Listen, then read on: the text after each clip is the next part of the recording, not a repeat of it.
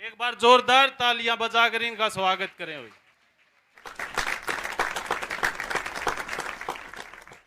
नमस्कार। सबसे पहले मैं अपने बुजुर्गों, माताओं और बहनों और भाइयों को नमस्कार करता हूं।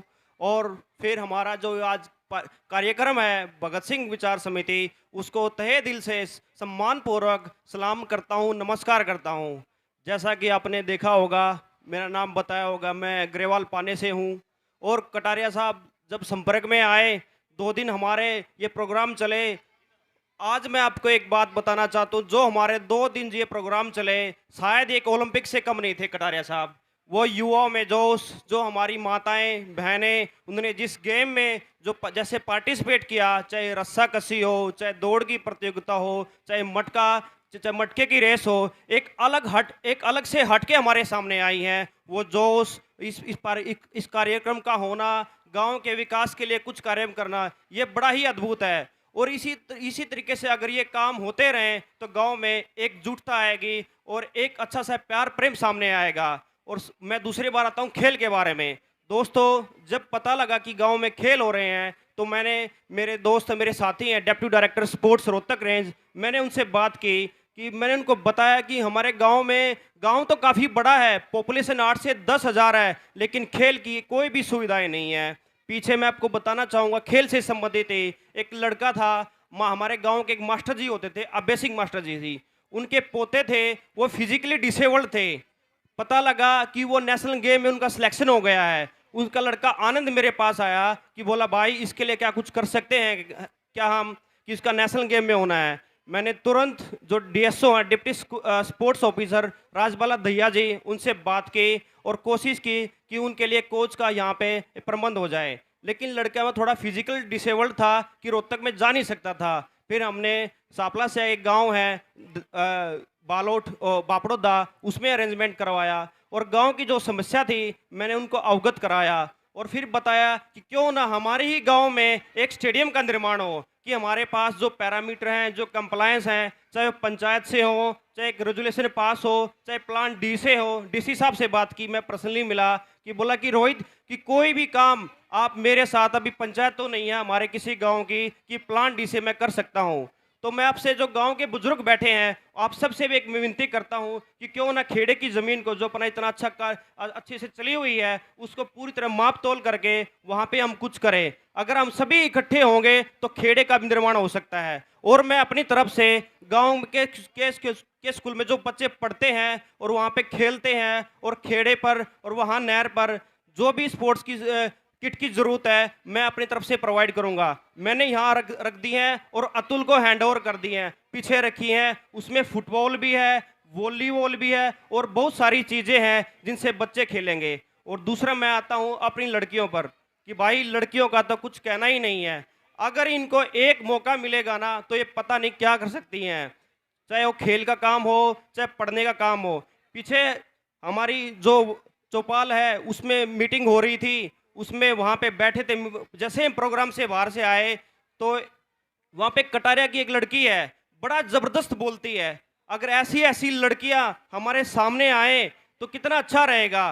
तो उन लड़कियों को भी और अपने नौजवान भाइयों को भी मैं एक बात बताना चाहता हूँ। एक HCS और यूपीएससी नाम की कोई चीज़ होती है, जिससे आप SDM, IAS, IPS, IRS बनते हैं।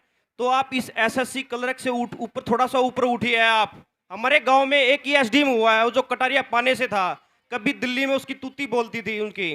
तो क्यों ना कि दोबारा की एक शुरुआत हो, तो यहाँ से भी एक कोई कर्ण अर्जुन निकले, कोई गीता बबीता फोगाट निकले। और दूसरा मैं आपसे कहना चाहूँगा कि थोड़ा बहुत जो गांव में नशा है, जो थोड़ा बहुत भी आपस में प्यार प्रेम नहीं है, उनसे उनको एक साथ करिए, आप नशे पे काम कीजिए। आप जो नौजवान साथी हैं उनको खेड़े का रास्ता दिखाइए। आप जो छोटे बच्चे हैं उनको स्कूल का रास्ता दिखाइए। आप वो क्या नहीं कर सकते हैं। आज हम भी, मेरी उम्र कोई ज़्यादा बड़ी नहीं है, मैं भी 28 ही साल का लड़का हूँ। हम पढ़े जाट कॉलेज में, रोहतक में पढ़े। मैं भी 5वीं तक 6ठी तक गांव के सरकारी स्कूल में पढ़ता था, लेकिन एक जुनून था। और धीरे धीरे गुड़गांव जैसी कंपनियों में सिलेक्शन हुआ, लाख रुपए के पैकेज मिले, तो थोड़ा सा जुनून था हमारे अंदर भी कि गांव के लिए, शहर के लिए कुछ करने का। और फिर मौका मिला तो मानव अधिकार मंच के हम राष्ट्रीय अध्यक्ष चुने। तो फिर हम बाहर गांव में प्रोग्राम करते थे। किसी स्कूलों में जाते थे, कॉलेजों में जाते थे। रोहतक के बहुत सारे स्कूलों में गया, कॉलेजों में गया। रोहतक लॉ कोर्ट में मैं चीफ गेस्ट रहा।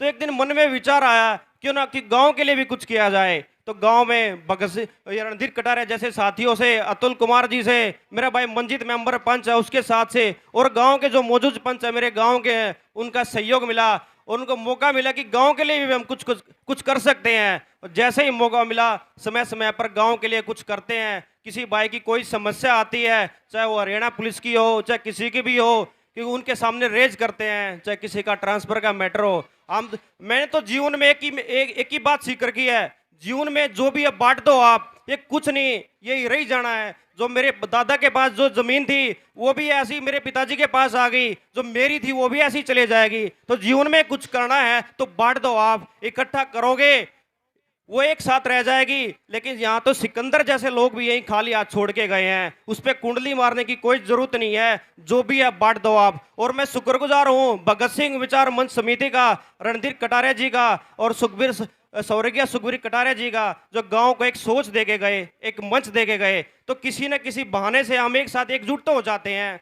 गांव में पिछली बार हमारा प्रोग्राम हुआ था खेड़े पे, तो वहां पे एक लड़का था, रेस में इतना जबरदस्त दौड़ता था कि वो बड़ा बड़ा गजब था।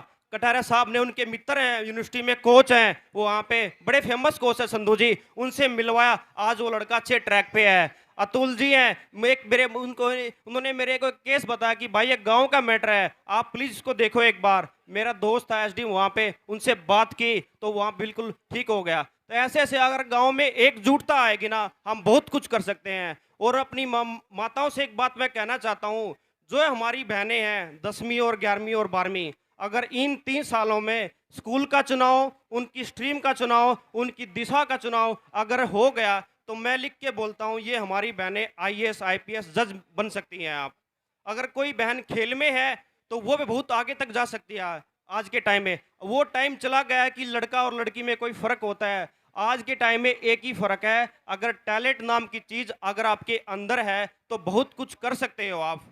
उम्मीद है आपसे और मेरे गांव के साथियों से, खासकर बुजुर्गों से, आपके जो बेटे हैं, पोते हैं, उनको सही शिक्षा दो आप। गांव में कोई सामूहिक काम होता है, गांव में कोई भी सामूहिक काम होता है, उसके हिस्सेदार बने आप। हम जैसे युवा तभी आगे बढ़ेंगे जब भी कुछ करना चाहेंगे, जब आप जैसे साथी, आप जैसे बुजुर्ग, आप जैसे मित्र हमें आगे मिलेंगे। आप इन्हीं शब्दों के साथ मैं आपको नमस्कार करता हूं, आपको सलाम करता हूं। अपनी गांव के लिए पूरी किट, स्पोर्ट्स किट, आपको मैं तहे दिल से सम्मान करता हूं। नमस्कार साथियों। बहुत बहुत धन्यवाद रोहित जी। अभी मैं प्रिया से रिक्वेस्ट करूंगा कि उनका एक स्पीच है वो